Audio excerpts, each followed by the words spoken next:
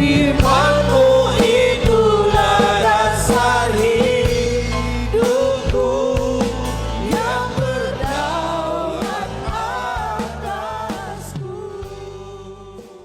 Yang Tuhan lagi ingin, kebenaran itu adalah di atas segala-galanya. Secara institusi ada di gereja, secara liturgi dia ibadah, dia memuji Tuhan, dia tepuk tangan, tapi jujur hatinya tidak melekat dengan Tuhan. Dia menyebut nama Tuhan, tapi dia tidak merasa tentang kehadiran Allah. Kita khotbah di mana-mana, ada banyak orang yang respect. Saya altar call, oh lihat senang mereka biar di pedalaman. Haleluya. Ternyata saya katakan begini, oh lagi Tuhan lagi cari sementara orang-orang yang mau respect dan respon. Jadi bukan cuma dia respect, tapi dia memang meresponi. Oh iya, saya ingin berbuat sesuatu yang terbaik kepada Allah. Dan itu yang sementara Allah tunjukkan hari-hari ini. Dan dia lagi mencari orang yang menjaga tuh kebenaran. Dia akan berprinsip bahwa kebenaran itu firman Allah adalah di atas segala-galanya.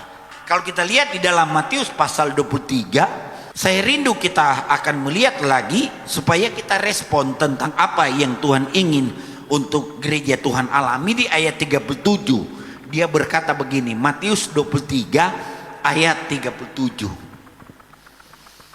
Sudah dapat, kita bangkit berdiri dan kita baca ayat ini bersama-sama. Matius 23 ayat yang ke-37. 2, 3. Yerusalem, Yerusalem, engkau yang membunuh nabi-nabi dan melempari dengan batu orang-orang yang diutus kepadamu. Berkali-kali aku rindu mengumpulkan anak-anakmu, sama seperti induk ayam mengumpulkan anak-anaknya di bawah sayapnya, tetapi kamu tidak mau. Puji Tuhan. Kalau saya sekali lagi bilang, diaplikasikan nih firman Allah, itu hampir sama dengan gereja Tuhan, hampir sama ayat ini. Cuma dia bilang kan seringkali ada yang punya istilah begini, kalau orang meninggal, kalau di Manado itu sering ya dibilang nanti berjumpa di Yerusalem. Saya cuma bilang begini, ih ngeri ya. Saya bilang medsos, saya keras memang, di status saya bilang ngeri loh.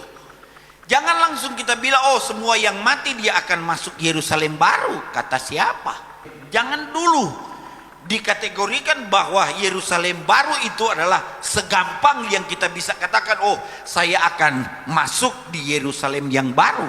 Nah seringkali kita tidak menyadari itu dosa dan pelanggaran. Itu yang Yerusalem ya dibilang. Dia sudah mengutus nabi-nabi. Mereka melempari, mereka membunuh. Artinya mereka menolak. Dan itu berlaku sampai hari ini.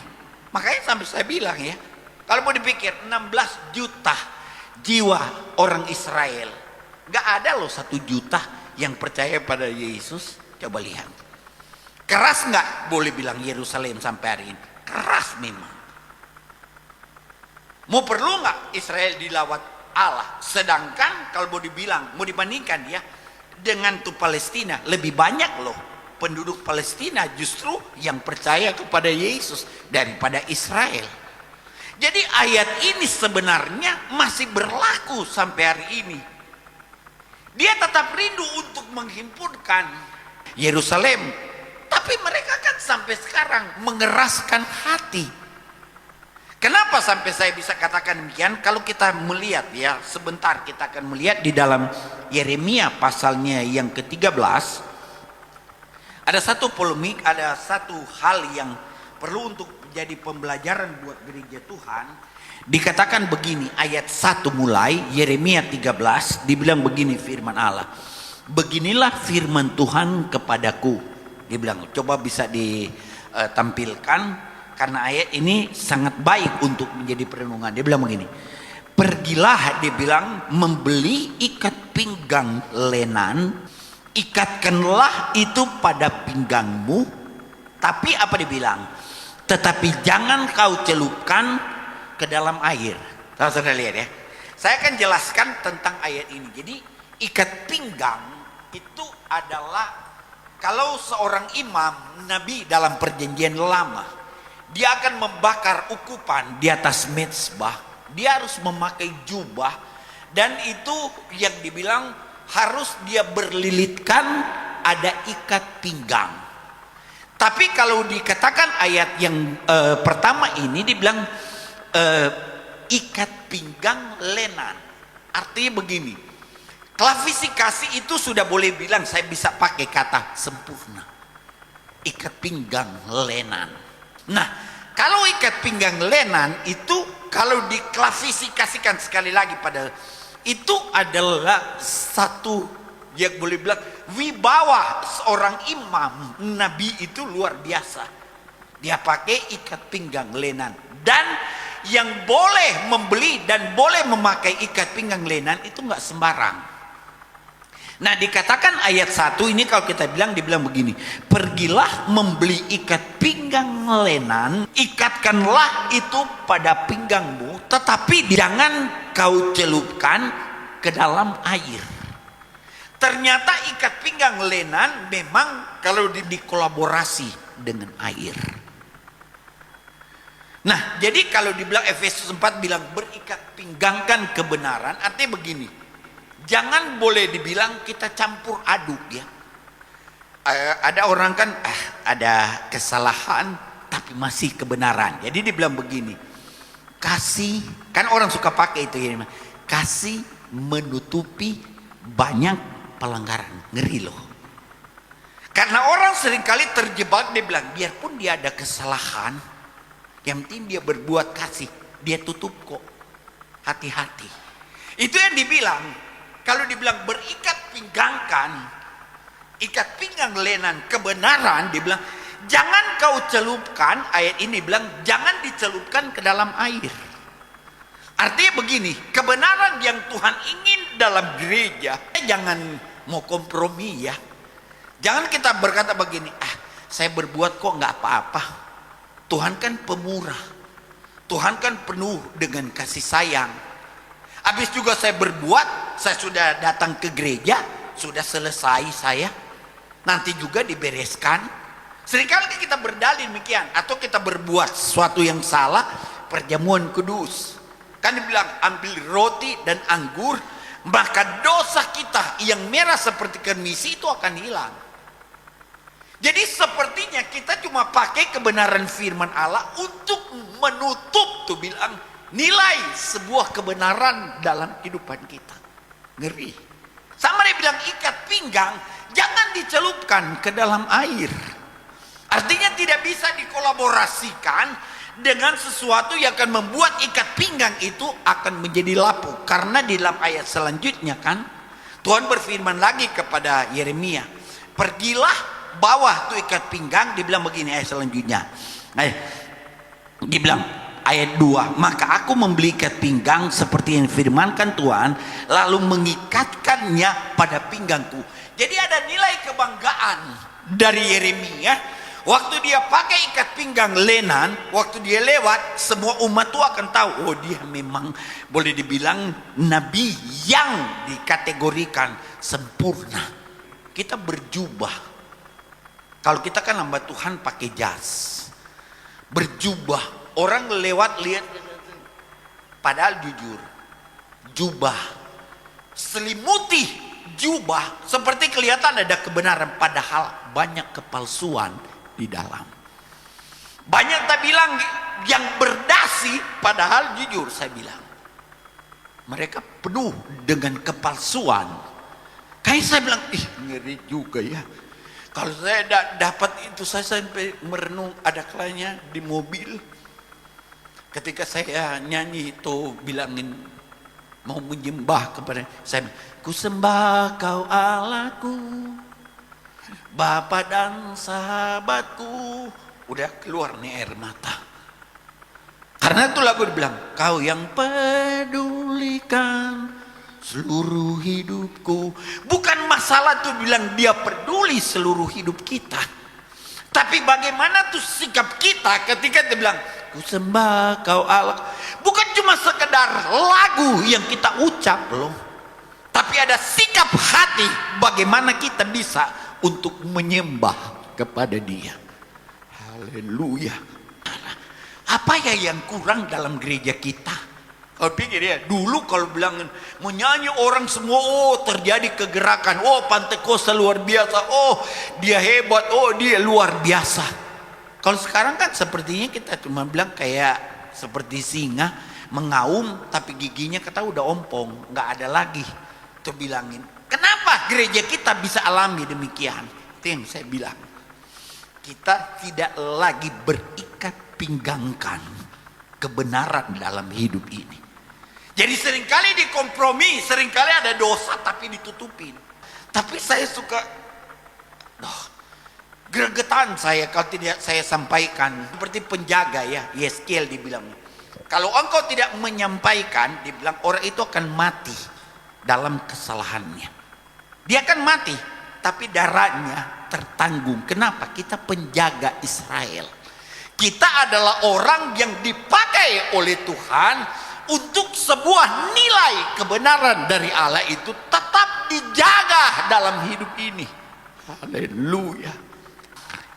Ayat 3. Sesudah itu datanglah firman Tuhan kepadaku untuk kedua kalinya, bunyinya, ambillah ikat pinggang yang telah kau beli dan yang sekarang pada pinggangmu itu. Terus dibilang, pergilah segera ke sungai Efrat untuk menyembunyikan di sana di celah-celah bukit batu. Tutup nih firman Allah, dia bilang begini, ayat 5. Maka pergilah aku lalu menyembunyikannya di pinggir sungai Efrat sesuai yang perintahkannya. Ayat 6. Sesudah beberapa waktu lamanya berfirmanlah Tuhan, pergilah segera ke sungai Efrat, mengambil dari sana ikat pinggang yang kuperintahkan, kau sembunyikan di sana. Maka pergilah aku, ayat 7 bilang, ke sungai Efrat, lalu aku menggali dan mengambil ikat pinggang itu dari tempat aku menyembunyikan. Baca 2-3. Tetapi ternyata ikat pinggang itu, apa dia bilang, sudah lapuk, tidak berguna untuk apapun. Apa artinya sebuah kebanggaan ikat pinggang yang dia pakai tapi tidak bisa digunakan seperti ayat ini? Tidak bisa berfungsi lagi. Kenapa? Sudah dikolaborasikan dengan air.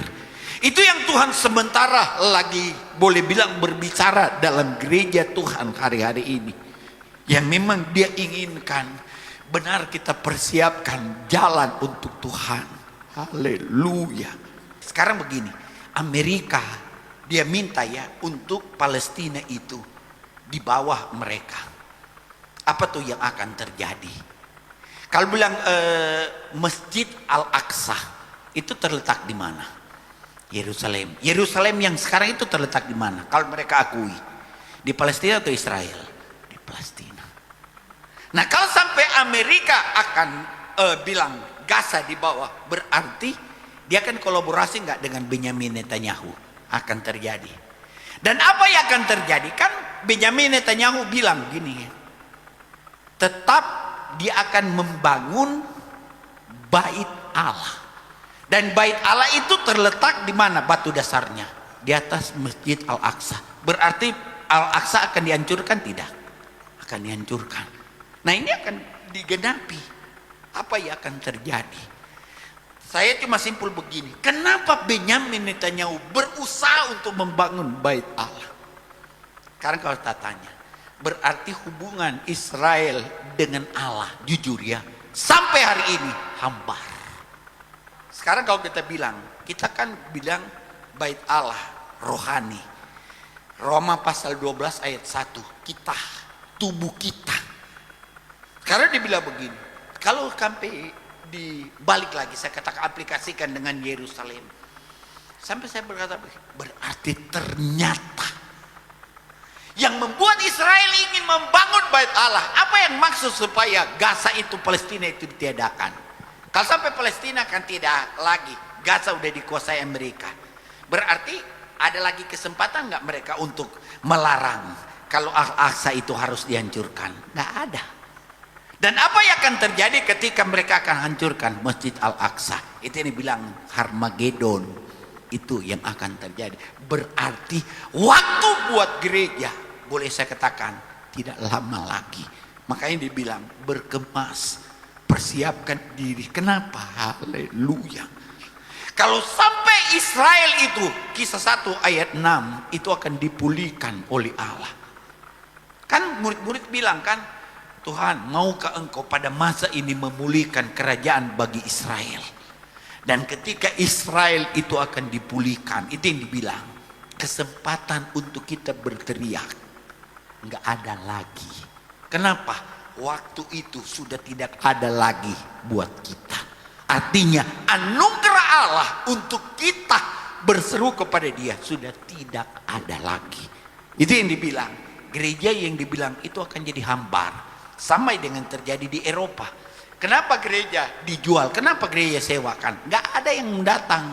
Kenapa nggak mau datang di gereja? Nggak ada lagi hubungan yang intim dengan Tuhan. Gereja masih bisa menanggap seperti Matius 23. Berkali-kali dia bilang dia rindu untuk menghimpunkan. Tapi kenapa tidak bisa dihimpunkan? Nggak ada rasa rindu dari jemaat untuk bisa menyatu dengan Tuhan. Tapi siang hari ini kalau kita rindu menyatu dengan Tuhan, saya percaya kita akan berkata gini, Tuhan, haleluya, saya rindu untuk mengalami lawatan Allah secara pribadi. Imanmu itulah dasar hidupku yang berdaulat atasku.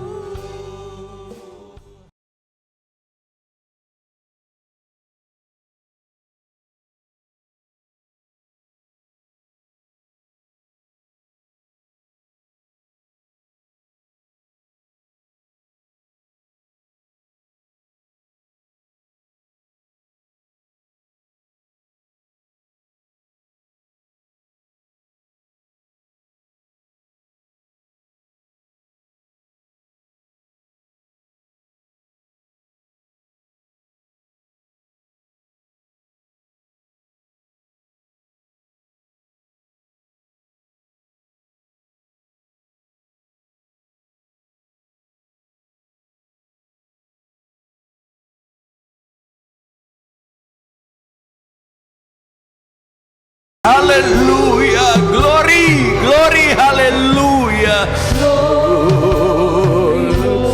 Biar bahasa ini naik dan kita dapat berkata, Tuhan, haleluya.